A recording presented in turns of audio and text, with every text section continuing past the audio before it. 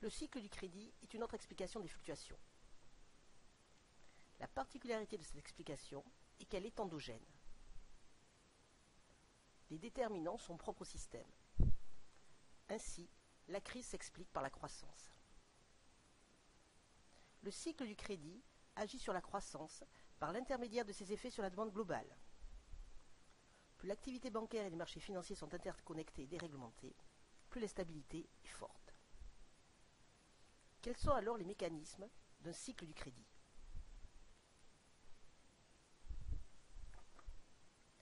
L'expansion est générée par un taux d'intérêt réel faible et en baisse. Le coût de l'emprunt est donc limité. Les ménages empruntent alors pour acheter de l'immobilier. Les entreprises empruntent pour investir. La demande globale augmente. Les entreprises, assurées d'avoir des débouchés, augmentent alors leur production. C'est le paradoxe de la tranquillité de Minsky. C'est pendant cette période où le contexte économique est bon que se prépare la crise.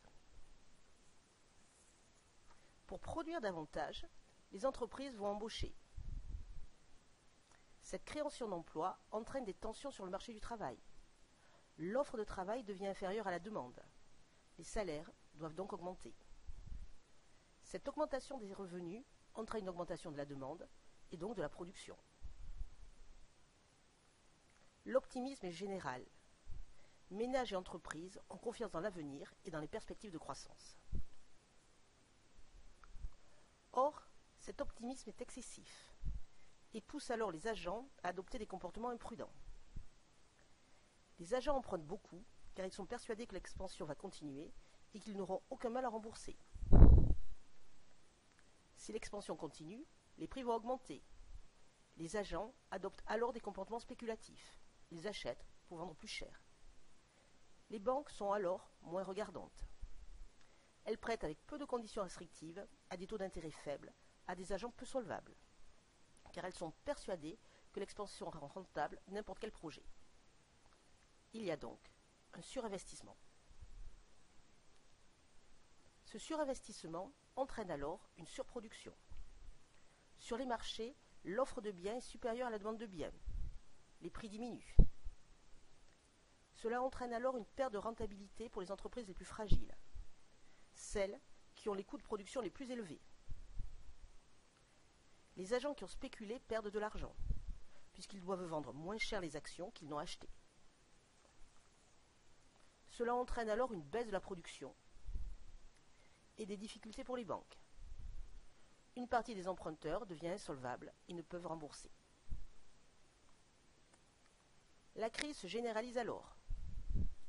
La baisse de la production pousse les entreprises à licencier.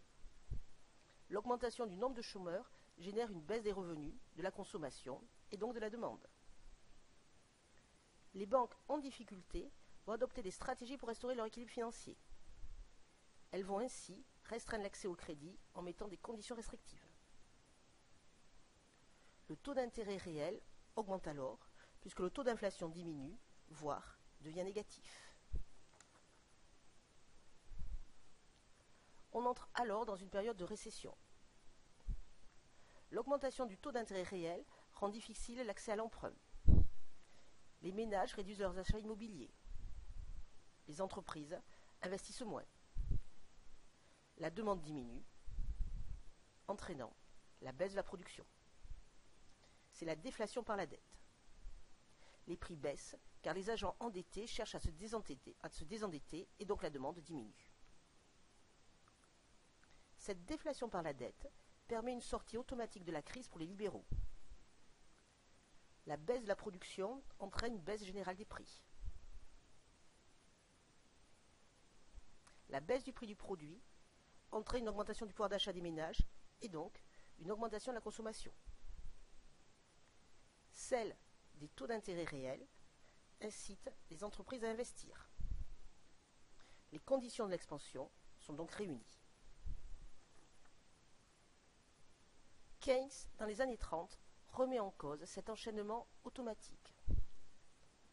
En effet, la baisse du prix des produits peut entraîner une augmentation de la demande, mais ce n'est pas automatique.